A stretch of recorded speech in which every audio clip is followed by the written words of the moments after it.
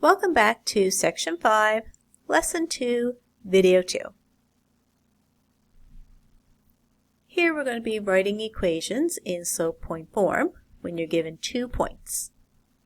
So in the first example, we're told that the line passes through the points 7, -2 and 1, 1. So to start, let's find the slope, and we can use our slope formula for that. y2 minus y1 over x2 minus x1. So if you label the first set of points x1, y1 and the second set x2, y2, you will get 1 minus -2 over 1 minus 7. When you simplify that, you get 3 over -6. Now that can be simplified further to -1/2.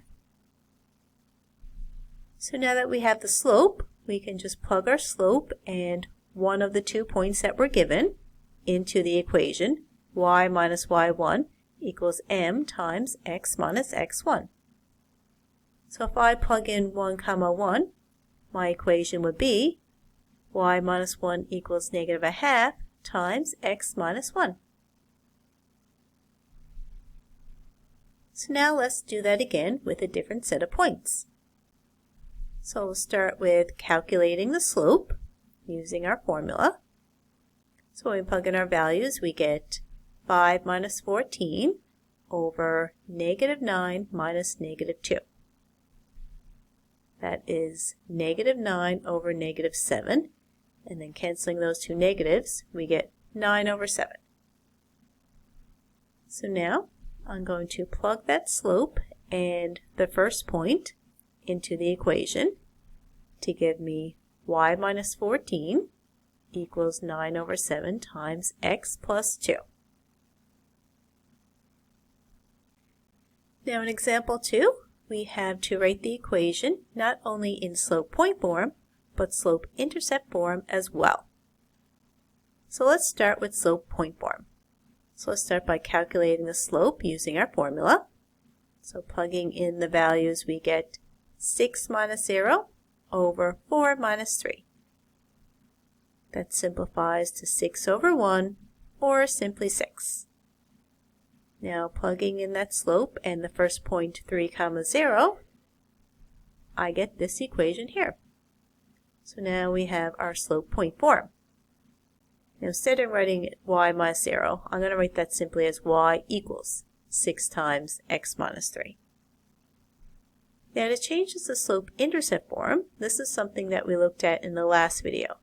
We need to do this derivative property to get rid of the brackets, and then we need to isolate y. So if I do my distributive property here, I would get 6x minus 18. Now because I don't have a value on the left-hand side with the y, we are actually done. This is now in slope intercept form. So now let's do the same thing for part B. So let's find our slope. We have 13 minus 8 in the numerator and -4 minus -8 in the denominator. Simplifying that gives me 5 over 4. So now plug in the slope, and using the second point this time, we have our equation in slope point form. Now to change this to slope intercept, like I just mentioned, we have to do this derivative property. 5 over 4 times x is 5 over 4x, and 5 over 4 times 4 is 20 over 4. Now that can be reduced to 5. Now the second step in changing something slope intercept form is isolating the y. So let's bring that -13 over to the right hand side, making it 5 over 4x plus 5 plus 13. And then adding the 5 and 13 together, we get 5 over 4x plus 18, which is now in slope intercept form.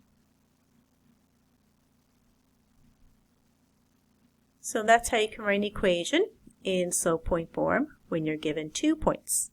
You can now move on to the next video in this lesson.